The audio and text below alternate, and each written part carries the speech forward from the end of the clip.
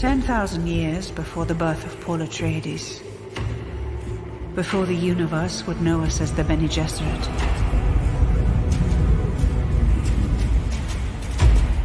we founded a sisterhood.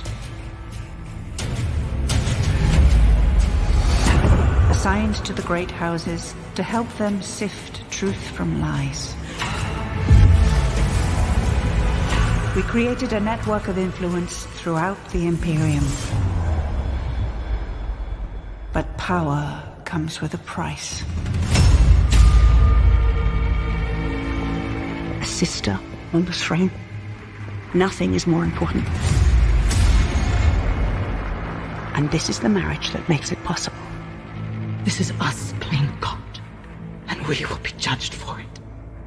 Value Harkonnen.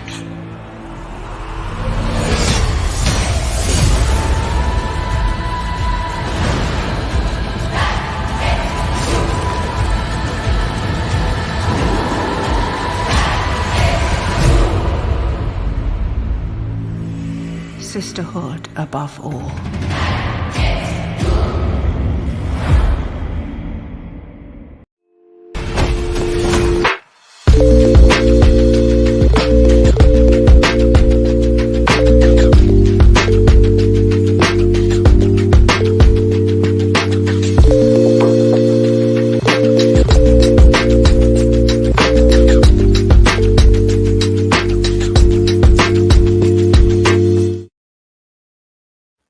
And welcome to the show.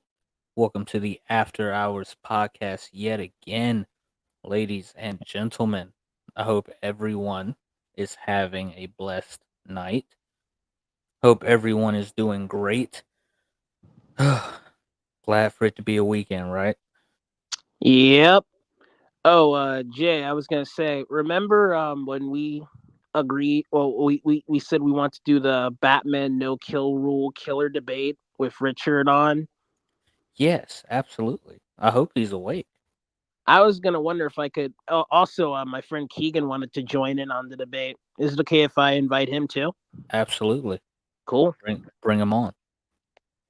Because this debate is awesome. I already told you I'm in the middle on this. Like, I like both versions. I like exploring both versions.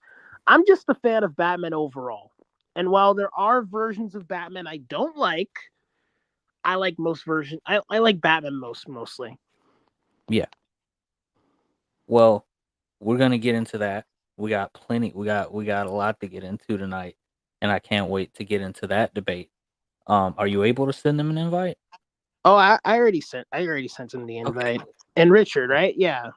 Yeah, and Richard too. Yeah. Yeah, I'm gonna try to get him in. Few short notes to take to Tom Holland, the great actor that he is, has confirmed that Spider-Man 4 will begin filming next year. So that's great. Blade got delayed again, so that's nothing new to me. And of course, this news is nothing new to us. Rey's new Jedi Order movie has lost one of its writers, its prominent writer, Stephen Knight, if I'm not mistaken. So more Rey movie news in limbo, and I'm not surprised. So it is what it is, and yeah. But I'm excited for Spider-Man 4. Looking forward to seeing what Tom Holland is going to bring to the table. Really? And I am. Absolutely. I think he earned that from me after No Way Home. Yeah, after No Way Home, because I was so skeptical. I was like, yeah, I mean, Homecoming was okay, and Far From Home was meh, but I'm like, okay, when are we about to start dealing with the real consequences of being Spider-Man? When are we about to start dealing with, you know what I'm saying, grown folks Spider-Man, Yeah. so to speak? And No Way Home gave me that, and then some, and arguably Tom Holland's best performance as Spider-Man since he put on the suit. And dude has been hard at work for 10 years, rocking that character. So I'm all hands in for whatever he wants to do with Spider-Man 4, and I can't wait for it.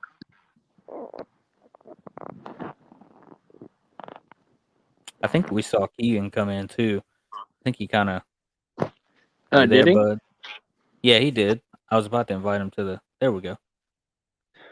Awesome. Keegan, welcome to Jayhouse, buddy. What's up? Welcome to Jayhouse. Welcome. It's awesome to be here. First time I'm in one of your streams. Evan's gonna hate that he missed out on this debate tonight. Oh, because really? Yeah. This is one of his favorite debates. So is Evan no kill rule Batman, or is he kill Batman? Batman killer.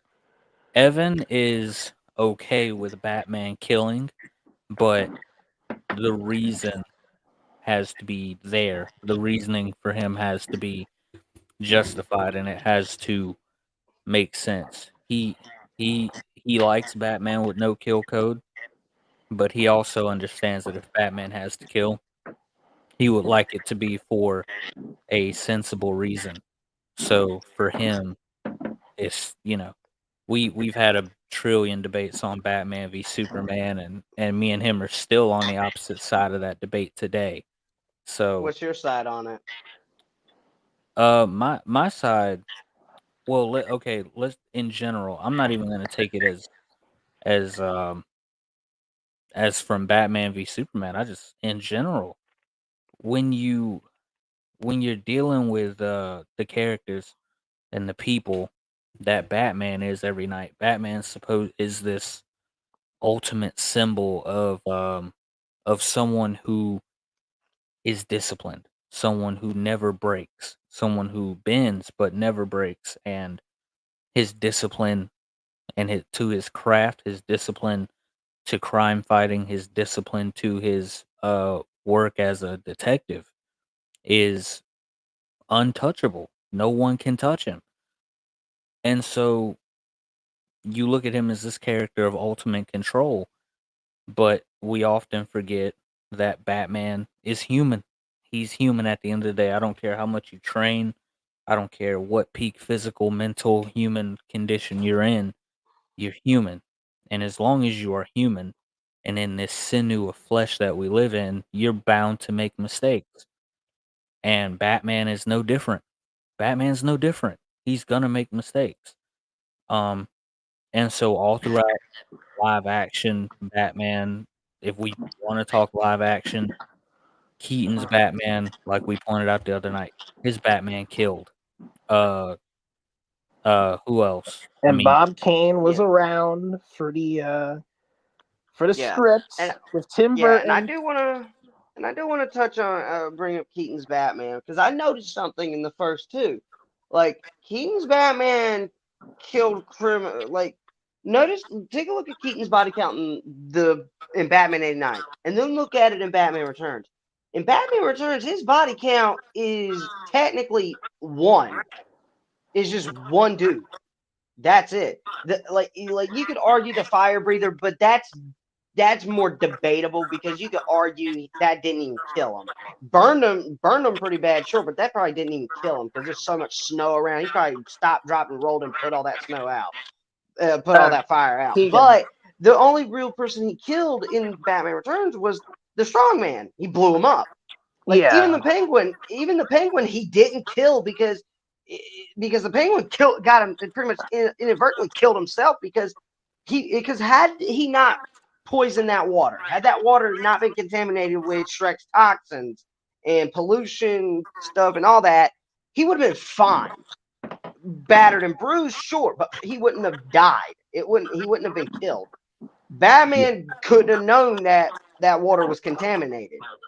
So Batman didn't kill any of the villains in Batman Returns. He only kills in Batman '89. His body count's a lot higher because he's a lot more reckless.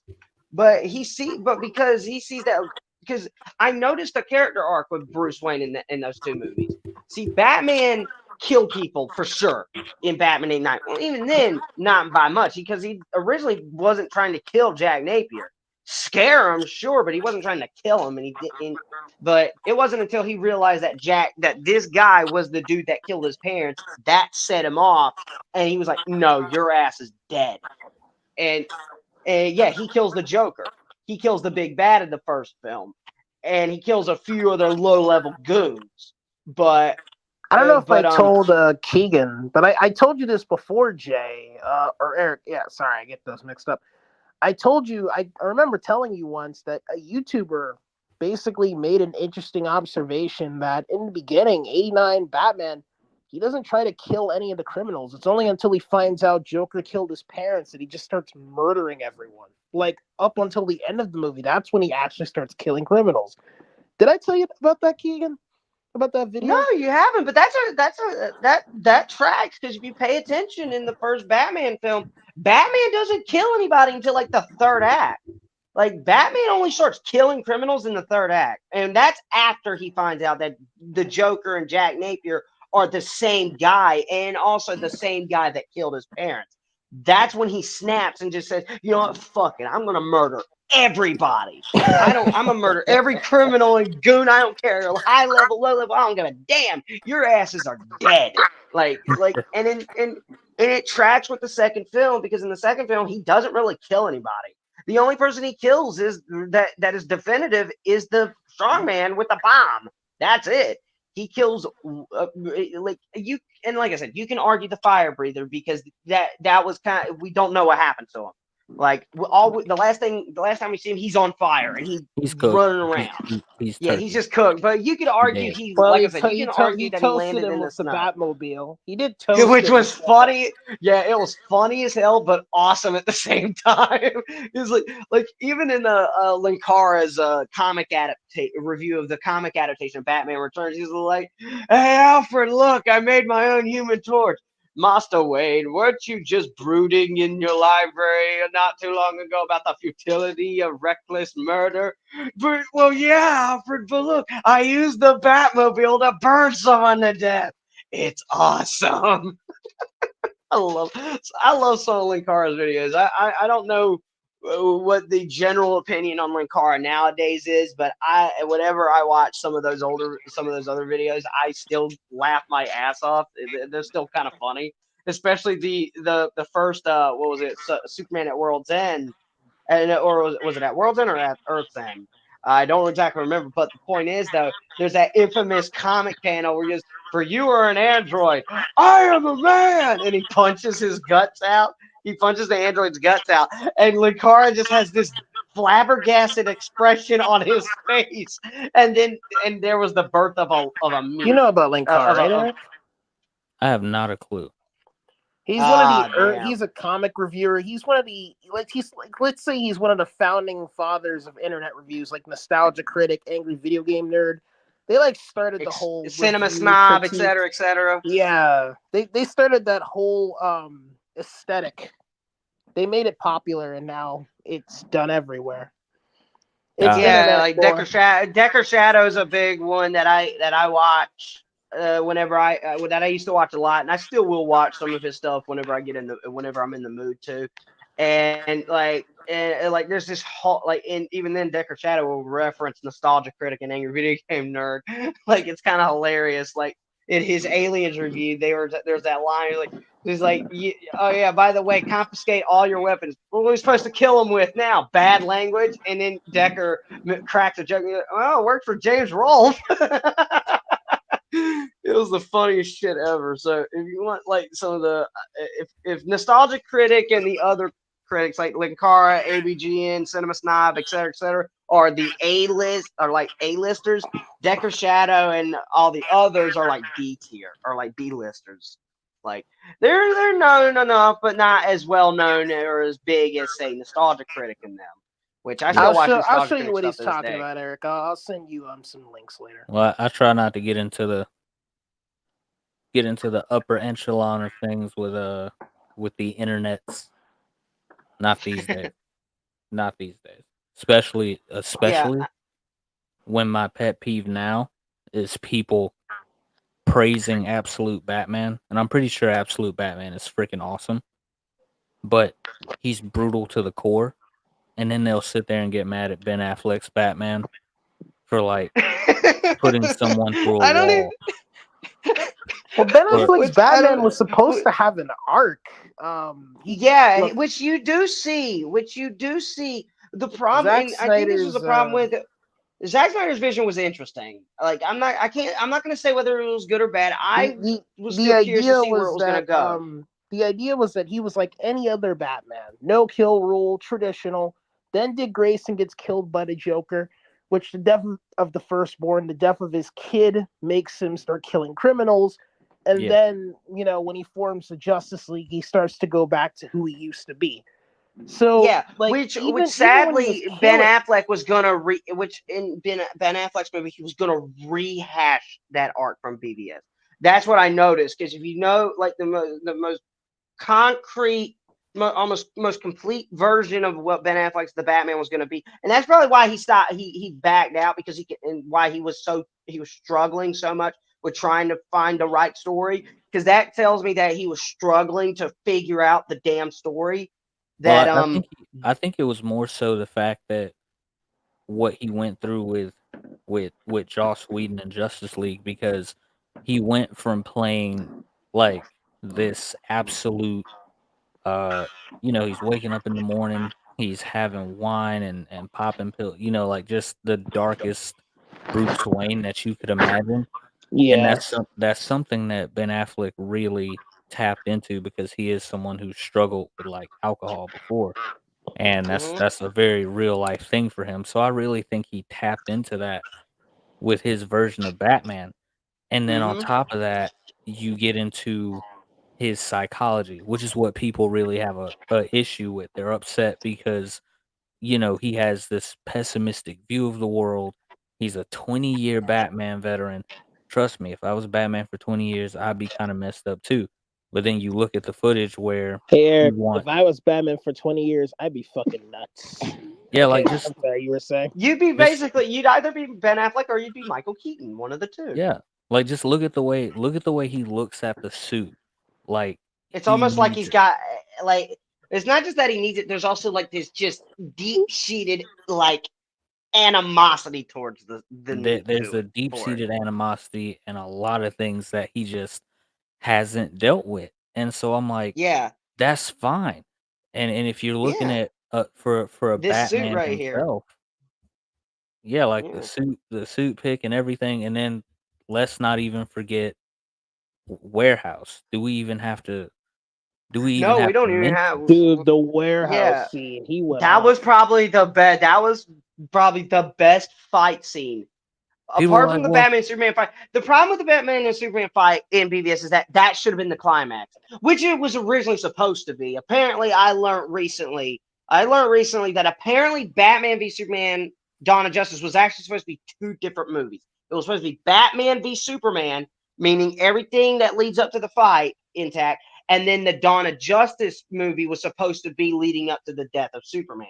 It was supposed and to be that two different movies, but they and merged them together. But they ended up like squishing them together. that Warner would have Brothers been ended up merging them together, and that would have been it. Would have been better to split them into two. It would have been better personally. Ideally, now I get why Zack you killed Superman off in his arc because when you look at it as a whole, it makes sense. But the part of me that enjoys the concept of the death of Superman and wants to see it done in live action. I want to see it done as faithfully as possible. Like here's what I would have done. And I wouldn't have changed much. Man of Steel would have been mostly unchanged, maybe with the exception of Zod being killed. And keep in mind, I don't have a problem with Superman killing Zod in that moment because in that movie specifically, in that moment, there was no like the way it was set up. It was basically Zack trying to answer the question, that long debate of like, would Superman kill? And it was like, well, it really would depend on the situation. And well, and it depends on how far he's pushed. that's neither here nor there. It's just No, I know. the fact of the matter is people are saying, "Well, Ben Affleck is the worst Batman ever." Well, he's not. How do you figure that? How? Like No, he Yeah, is definitely not how? the worst yeah. Batman. Sadly, that goes to George Clooney, but that's not his fault. That's just it was the material. It was the way that movie was written. Yeah, I Like like know I because I'd be Clooney's a as good willing. choice. I'd be as willing to go out and say there isn't a worse Batman. I think all the actors gave it their all. I would dare. I Robert think Pattinson. if we're Robert Pattinson is Pattinson really is earning pretty his. good. Yeah, Like Pattinson's really good, and I kind of figured. Here's the thing: I knew Pattinson by name from Twilight. I did, but that wasn't the first thing I really saw him in. It was actually Harry Potter and the Goblet of Fire, but I didn't know his name. I didn't recognize him. I couldn't yeah, recognize him by the face or the name. It wasn't until yeah. Twilight where I really found out who he was, and then I went back and rewatched Goblet of Fire. I was like, "Oh shit, he's in this!" And he gets killed at the end. Yeah. But the point is, when I actually before the Batman came out, after I saw the trailer, um, actually no, I think it was before I saw the trailer. Once I saw that test footage, I was like, okay, I need to watch some of one of Pattinson's other movies that was post Twilight, but before this movie, so I can get a proper gauge on his acting. So because I didn't I because mean, the problem with Pattinson, he's not a bad actor. He's a great actor. Watch him in The Lighthouse. Watch him in Good Time. Watch him in all these other movies, all these other indie movies that he's done. Even watch him in Harry Potter. Even though he's not a huge character, he's not a major character. His acting is pretty good in that. Like he's a talented actor, really good actor, and he's funny as hell. Like I think like one of the press things that they did after Breaking Dawn Part Two. For Breaking Dawn Part Two, he's like, well, now that it's ended, do you think it's kind of sad? Isn't it kind of sad that it's over? And Pattinson kind of took a lighthearted jab at the fans. He's like, well, it is for the fans, like not for me. Yeah, because that basically tells you that Pattinson hated working on those movies. He only agreed to do the first Twilight movie because he had no clue if it was going to be successful. I don't I think mean, that was a thought that ever you could crossed his tell, mind.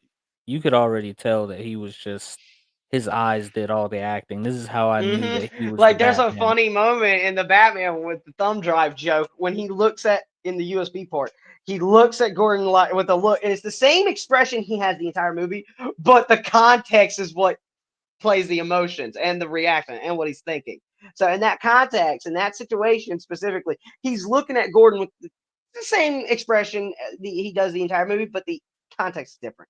Basically, he looks at him as a way of saying, "Wait till you get a load of this," and he pulls out the thumb drive with a literal severed thumb attached to it. And he just goes, "Thumb drive," and I love when Gordon looks at the fucking like puts the thumb drive in the laptop, and he goes, "Damn it, it's encrypted." Batman just pulls the fucking thumb up. He goes, "Try this," and then Gordon just looks at it like, "What the fuck?" And he opens and he taps the little sliding clip thing on the thumb drive and reveal a thumbprint scanner.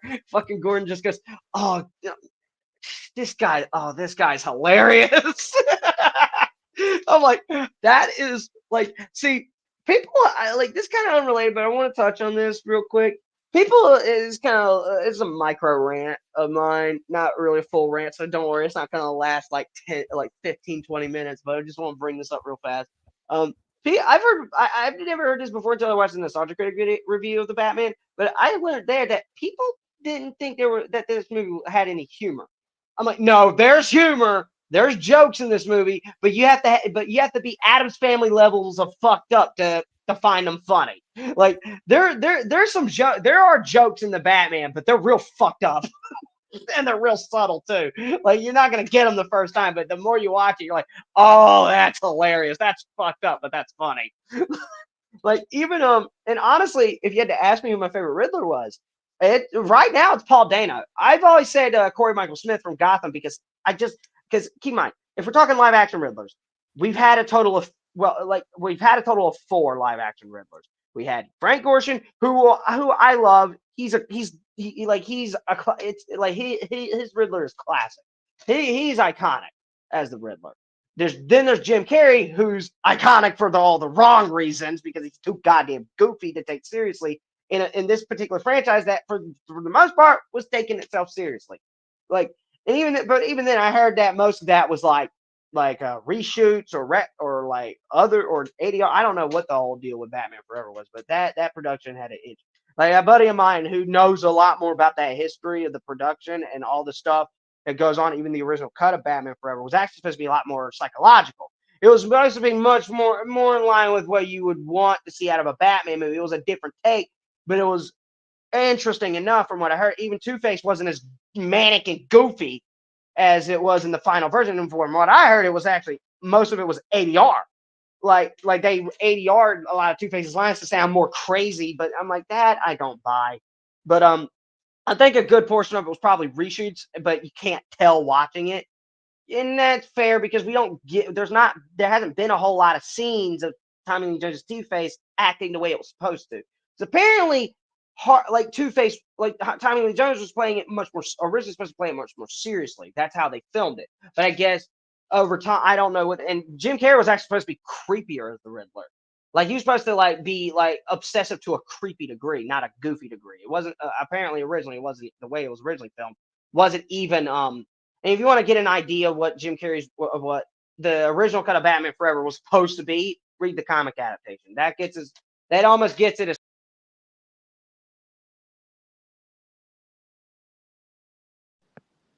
Yeah, I tried to get a hold of Richard, but I haven't gotten any responses yet.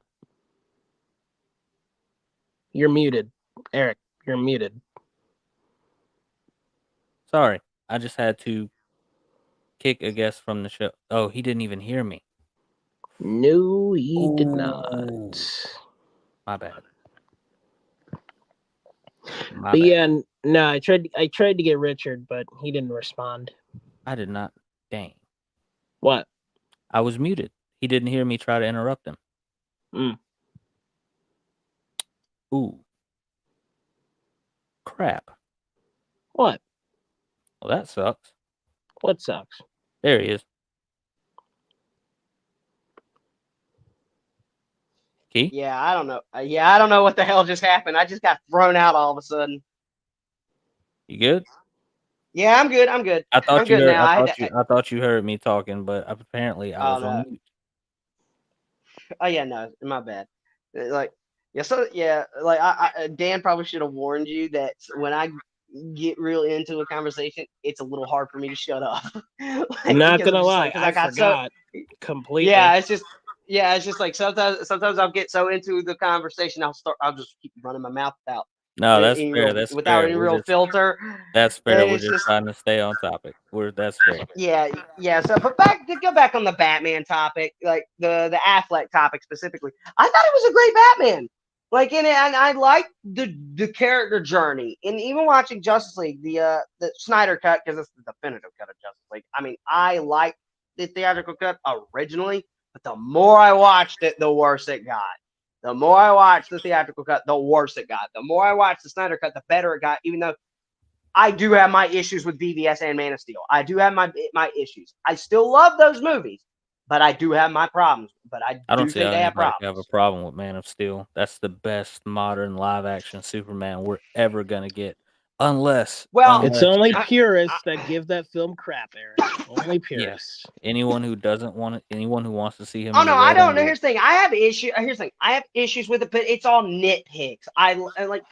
My biggest issue is Jonathan Kent, and really this is a simple fix you can do with this character. And also, I don't like the way they killed him off because fucking stupid. Like it made no sense. It's just like really Clark. Because here's how Clark don't like the tornado death without being out. Yeah, well, here's the thing. Here's a way Clark. There was a million ways out of that. Clark could have ran just slightly faster than the average human, about the same speed as the fastest human on the planet, and in a way, if run fast enough to where he can catch up to Jonathan perfectly fine and run him back to the overpass. Jonathan didn't want him to. Yeah, but the thing is, though, Clark could have done it in a way that wouldn't be suspicious. That wouldn't cause people to look at him suspiciously. They just go, "Oh, it's a," and even then, he could explain it all. They could shrug it off as adrenaline. That's not always easy when he doesn't. Yeah, I know. Really know the extent of his powers. He doesn't. Yeah, I know. Like, because there's also that There's also that moment where he's just starting to get a hang of he first starts to fly and he fucks up, but then he focuses. He stops, thinks, focuses, and then he gets the hang of it. Like, which I did like that funny little moment where he crashed in the mountain. That was actually legit fun. That was legit funny. Yeah. I'm like, yeah, that's that's definitely what Superman would do if he first started flying. He would not get the hang of it right away. That was definitely a But realistic little moment, and I love the look of sheer joy on Clark's face. People say that Superman doesn't smile in those movies. He does in Man of Steel. BBS, there's so much he's going through. So much he does a few times. Here's the thing, but there's so much shit going on with Superman that there's nothing for him to really smile about. Now, and I'm one of those people. I'm like, now when he's saving people, put on a face. Like when he's surrounded by people, I say put on a face. Like kind of keep that shit to yourself. But there's not a whole lot of that, which makes sense because you got a long ass story in BBS, and sorry. Dude, don't apologize to me, man. Sorry. I can't. No. It's cool. It's cool. Nothing but love and respect to Keegan, but trying to stay on topic. Yeah. Sorry. And he I'm sorry. decided to narrate Man of Steel. I am so sorry. Love you, Keegan. Respect to you, bro. You're freaking awesome. You're freaking awesome. Thanks for being on. But as it pertains to Batman and killing, which was the debate that we were having, Mm-hmm. I don't have an issue with Batman killing. I don't see it as a problem because he's going to run into a lot of different issues in his life or on the street where he's not going to be able to just simply, find a way out. There's not always a plan. And so I think that him having this viewpoint of, if I kill, I'm no different than them, it kind of makes him self-righteous. And that's part of the reason why a lot of people have that arrogant, attitude towards Batman, why they don't really like Batman like that, because, just that inability to be human, that inability to be fallible at some point is what turns some people off to Batman. And even Pattinson's Batman is guilty of it too, because he tells Selena, "Oh well, you know, uh, if you kill, you're no different than they are," and it comes off as so corny. You know what I'm saying? Like, come on, dude. Some people Sometimes say corny. I'd say it's like I get the logic, but not everyone has not everyone has the foundational traditional moral perspective on killing, and because of that, it could like you said, it could come off a bit self-righteous. it comes off a bit of self-righteous. It's not enough that you're already a billionaire, whose parents were killed and left you all their inheritance, and you know what I'm saying? People look at you already a certain kind of way because of that. Not saying that that's Bruce Wayne's fault. It's not.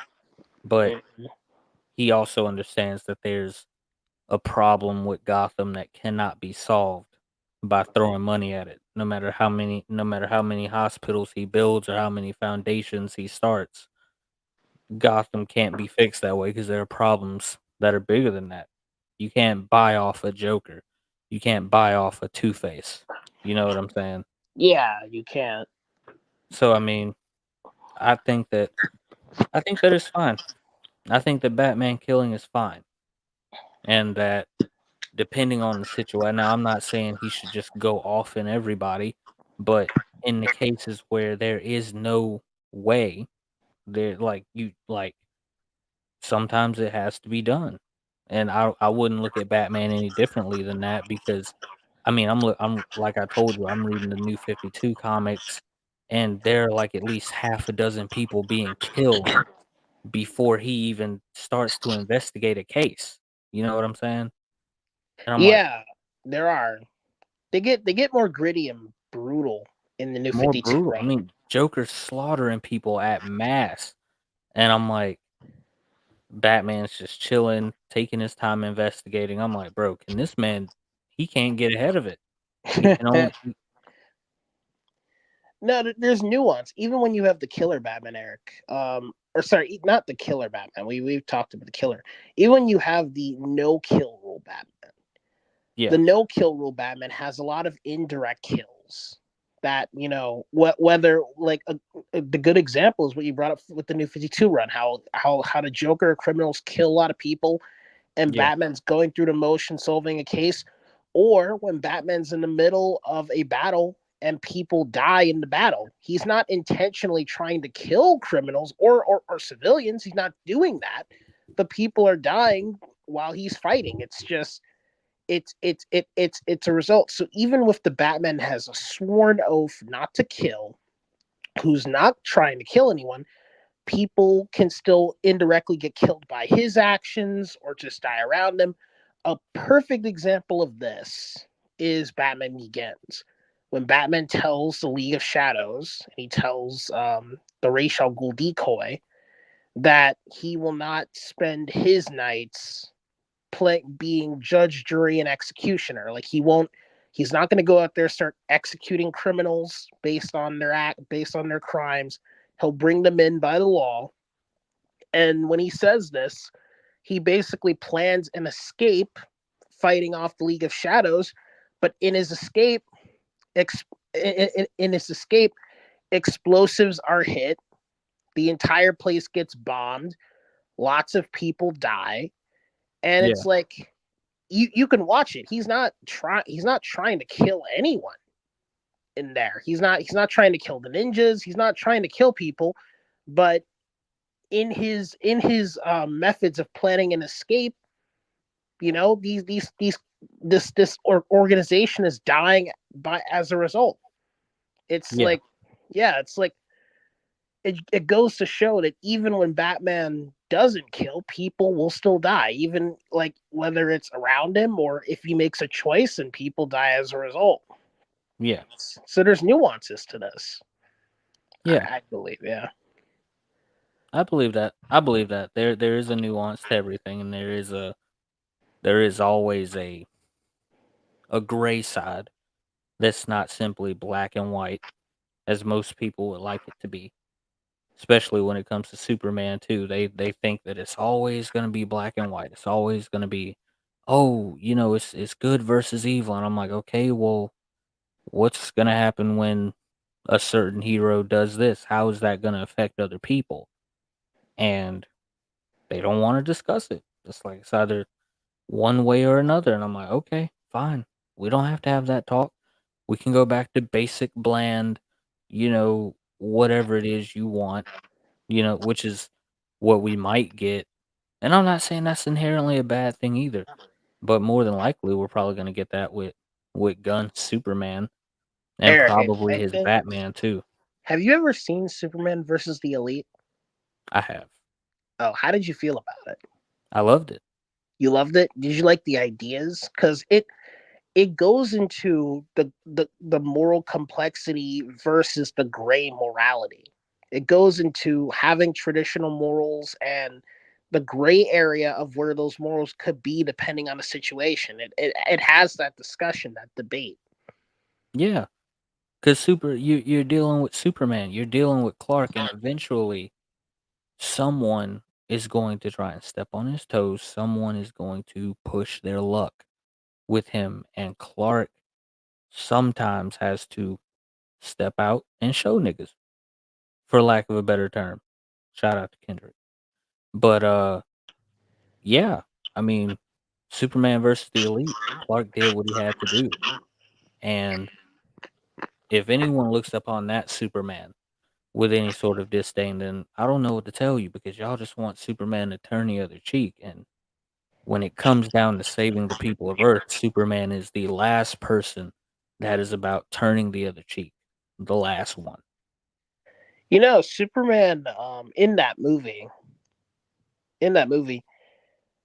even though he was on the side of the argument of traditional morality, not killing, being merciful, all that cheesy stuff, he showed the Elite and the world what it would be like if he dips into that gray morality, how he would behave, the brutality, the violence. He presented to them the scary idea because that's what a lot of people wanted. They wanted Superman to be that brutal, violent gray morality type of hero that would kill criminals and wouldn't follow the Boy Scout rules, and he showed them how terrifying that would be. Yeah. Yeah, I thought that was very Yeah. genius. It not a lot of stuff goes into Superman's intellect. They mostly focus on like the punching and the action with Superman. They don't focus on that in the comics. Is established. He's a genius. He's Yeah. very intelligent. He's very smart. Yeah. Yeah. That's why I enjoyed the must there be a Superman in Batman v Superman. That's why I enjoyed that scene so much, because nobody ever like thinks about, okay, well, how is Clark impacting the world, and how do how do people feel about Superman? And no one ever wants to ask those questions. And so why don't we have those questions? We ask those questions about Batman all the time. We talk about Batman and his morality and his place within the world all the time. So why can't we have that conversation about Superman? All of these aspects are explored in Kingdom Come as well in the comic. Superman's position within the government, Superman's position within his nation, his duties, his obligations. So I think that this really might be, especially with Batman v Superman, I think this is the last time we may get this one-on-one sort of intimate look into Superman in the modern day. It's the last time we're ever gonna see it, because people just wanna see Clark do the black and white stuff, which he is. You see him, he's saving people, he's doing all of that, but at the same time, no one's asking what the world is thinking. And Batman v Superman asks, "Well, what is the world thinking? How is the world reacting to this? How is Superman playing into all this?" It's not just all sunshines and rainbows. You gotta deal with the law. You gotta deal with, you know what I'm saying, all these other different things. And Superman is just trying to do the right thing. Now, David Cornsweet Superman is going to go in a totally different direction, I think. I'm pretty sure it'll be traditional morality because from based on what I've observed, it seems that James Gunn is a fan of traditional classic Superman, like by the casting, by everything, even the costume, whether you think it's good or bad. Yeah, It's clear he wants to like recreate 1978. You believe a man can fly. definitely. Definitely. And I thought Man of Steel did a great job of that for the modern day.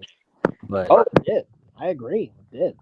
I think that damage is done with Warner Brothers and how they mistreated Henry Cavill going into Justice League. But I mean, dude, to me, his legacy is cemented as far as Man of Steel and BVS go. I think that's the best Superman I've ever seen. I feel so bad for Henry Cavill. So many good opportunities, and these studios just keep rejecting him. It Cause doesn't he's a, even make cause any he's a sense. true nerd. He's a true. Yeah.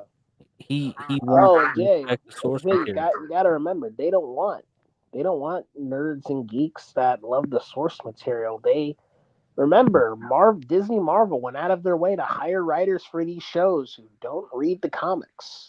Yeah, And the Kenobi show, Disney Lucasfilm, the head writer of the writing team, didn't see Revenge of the Sith, and he complained about having Kenobi be consistent with the movies. It's like yeah, he's the head writer. He's in charge of the writing staff. He's the leader of the writing staff. He's not just some writer on the staff. He's the one in charge. Didn't see Revenge of the Sith, doesn't know what's going on, and it's complaining about being consistent with continuity. yeah. Now tell me this, bro. Because we talked about this news earlier. What are we supposed to do with this lady right here? What are we supposed to do? Poor Daisy Ridley.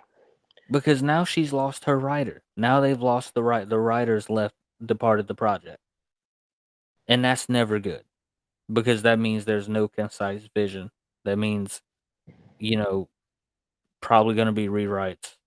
This And- isn't new news. There's at least been 3, I believe, Yeah. right, that have left. Damon Lindelof, what was his name? Stephen Knight. Stephen Like, Knight. I don't remember the other writer, but yeah, I really hate it. I hate it for Daisy really right now because, I mean, dude, talk I about told you this wasn't going anywhere. Like, look, like I made it clear to you, Jay. People don't call it Star Wars Episode 10. They call it the Rey movie. And when you look at the titles, it's Star Wars Episode 10. yeah, But people are calling it the Rey movie. Why are people calling it the Rey movie? Because they don't even see it as a continuation of the saga. yeah. If I were to give, if I could give Daisy Ridley any advice, it would be for her to just leave Star Wars well enough alone. Because they ain't gonna do right. They ain't do her right for 3 movies, and they wasn't gonna do her right. They ain't doing her right now. Yeah, I had no issue with her. It was her character. But she's a good actress. Like She's a a great really good actress. actress. She's a Yeah, really good actress. Yeah. she deserved way more. All these people out here just think, oh, y'all hate her because y'all are misogynist. No, we're not. We just wanted what was best for her character. And I promise you, and I'll die on this hill. I will stand on this hill. If if Luke would have lived and fought and a little bit more, and we would have saw a lot more of him as Rey was training and being under his wing, I Mm. guarantee you, would I be hyped to see a new Jedi Order movie with Rey? You bet your bottom dollar I would. Bet I would. Because she's earned it. But, that's La La Land, that's Dreamland. Mark Hamill's lost his mind because he can't stop sharing his political hatred towards Donald Trump, and so his real life his character in TLJ is now bleeding into who he is as a person. So that's pretty Ouch. sad. Ouch. I It's feel facts. Mark facts. Mark basically I said it before, not to you, but I told my friend Nathan. I was like, Mark he's known as Luke Skywalker. That's his reputation. Yeah. That's and it's like every time he does these things, he's chipping away at that legacy, at that reputation. Every time he and Yeah. I have no issue. I'm apolitical. I've told you this already. I have no issue with Mark Hamill's political views. None. But the more he goes to extreme lengths, the more he obsesses over these things and gets overly political, he's just going to be known as Mark Hamill, the overly political crazy guy. He's not going to be known as the legendary Luke Skywalker anymore. Yeah. People hold Hayden Christensen that in higher regard, I would say, because Hayden and Ewan too, they just come out, they do whatever they do for Star Wars. They do whatever they do for the fans, and they leave no matter what they believe. They leave the politics well enough alone, and they just focus on that. But Mark Yeah. just can't. He can't do it, and I'm like, man, what did Ryan Johnson do to you? But I feel like that's where it all started. You really, oh yeah, that it was down in the dumps that he Yeah. did, because he wanted Lucas's sequel treatments. He wanted a better sequel trilogy, and he was kind of broken down over it in interviews and stuff. And it's like, what else does he have now that's been ruined? Yeah. I mean, like he's coming out the woodworks now talking about how he says how Carrie Fisher would have voted against Trump and blah blah blah. And I'm like, okay, well, that's fine and all, but may she rest in peace. Carrie Fisher has passed on to glory. She's gone. You know what I'm saying? I'm like, wherever she is, pray she's in heaven. I guarantee you, this election is not what she's worried about right now. Oh yeah, no, it's like once you're And in the next life, once you're in the beyond, politics is nothing. Nothing. And even if she was still here with us, God bless her soul, even if she was still here with us, we really wouldn't care all that much, because that's not what we love Carrie Fisher for.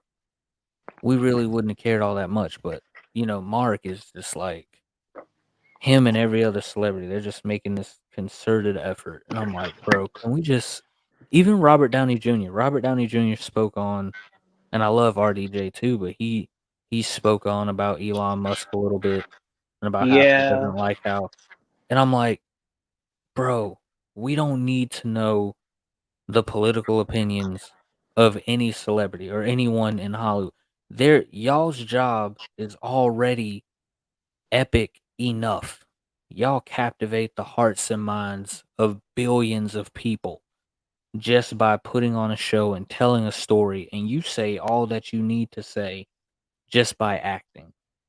But then I think they just sort of ruin it for everybody when they come out of nowhere with these, just going crazy political. You know what I'm saying? And I'm like, look, even if it's on my side, even if it's on the conservative side, you know what I'm saying? I love it when actors get involved, but at the same time, it's not, you know, can we focus on the product, please? Can we focus on like just making good movies? Let's focus on getting people back in the theaters. You know what I'm saying? And Yep. bringing people together and not dividing people. Can we do that? Can we get back to that? Maybe if these movies were better, or like maybe if these movies were better, people wouldn't really even care about these statements so much. But Probably not. bad movies, overly obsessive political statements, even Zachary Levi's, which I get for Yeah. him. It's like now's the time, and with his beliefs, I get that, but it's like, Yeah. dude, I would have been more interested in Shazam 3. Yeah. And And yeah, that's crazy because I agree with him. I agree with everything that he's saying almost. But at the same time, bro, you didn't drop two straight 2 hour like Dookie. oh, you're not even a fan. I like the first two, but okay. I mean, the first one was decent, but then I don't know. Those were not my kind of DC movies. I'm just Fair saying. enough. Yeah, no. And they're following New 52 Shazam. That's the funny thing. I would have figured New 52 Shazam would be up your alley cuz cuz Golden Age Shazam is pretty much traditional, self-righteous. I Yeah. mean, I'm Well, I'm not I saying haven't got to read it yet. I got to add that to the list.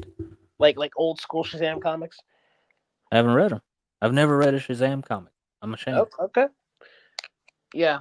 He's in that Boy Scout area with Superman. But no, New 52 Shazam is much more morally complex in a way that I think you'd like. Yeah, I love the morally complex characters I who just you know just talk about what's going on. They have dilemmas. They have certain things that they have to address because they can't. Because and that's the one thing people couldn't just grasp what Lex Luthor was saying. That absolute power corrupts absolutely, and that if God is all powerful, as it pertains to Superman, he's speaking to. If God is all powerful, then he cannot be all good, and if he's all good, then he can't be all powerful. He's not saying that if you're all good, you can't be all powerful. He's coming from his perspective of hatred because he's bitter that no one saved him from his father. He's pissed. And so Yeah, the idea of even someone like Superman, he has to disprove it immediately because he's like, no, because I wasn't. Superman represents, he's like a godlike figure amongst the people. He represents the metaphor for that Yeah, Christian symbolism. you have to destroy it. And so, yeah, Lex tries to destroy it. So, I mean, we're not gonna get that kind of depth though going forward. It's all gonna be cats out the bag and whatever else James Gunn has planned. Hey, But have I look faith, I man. look Have, forward have, to have a seeing it. little faith. I was skeptical at first when I first heard he was doing Superman, but I get the feeling James Gunn's gonna knock it out of the park with DC. I'm If he on the edge about Batman. That's if it. if he can make me cry like he did with the Guardians trilogy, bro, by the third movie of the Guardians of the Galaxy, he had me in tears. He had I'm like, everyone in tears. it was just too beautiful.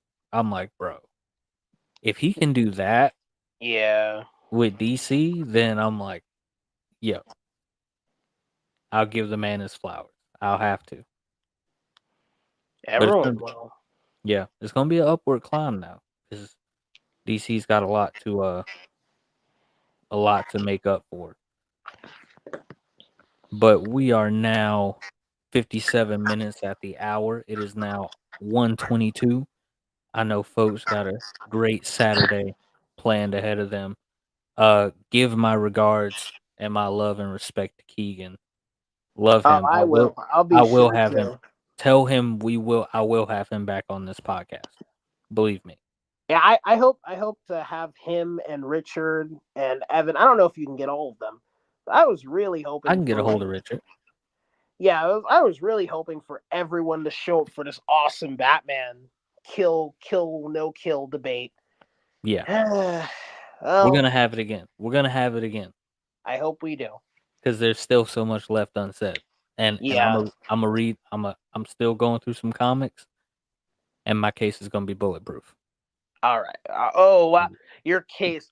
Oh man, you're forming files. You're forming files for why it's okay for Batman to kill, huh? Watch me. Evan's gonna probably reach through his laptop and choke the living life out of me. Go back to Golden to help you out, because like I said, I'm in the middle on this. I'm a neutral party, so I'm not. I'm even though I may prefer no kill rule Batman, I have no alliances to any argument. Go back Yeah, to early Golden Age Batman, where basically he started killing before the retcons, like early 30s comics. You may yeah, I'll send you a list.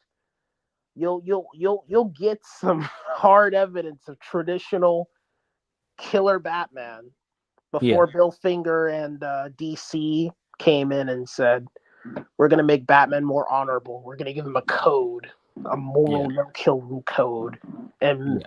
cemented the Batman we all know today. Bet. Yeah. Well, thank you for being on, bro. This was a awesome episode. This will be available wherever you get your podcast, wherever you listen to your podcast. Awesome. And we're gonna catch you guys later. And I hope you guys have a great freaking night. Yeah. Enjoy your weekend. Peace.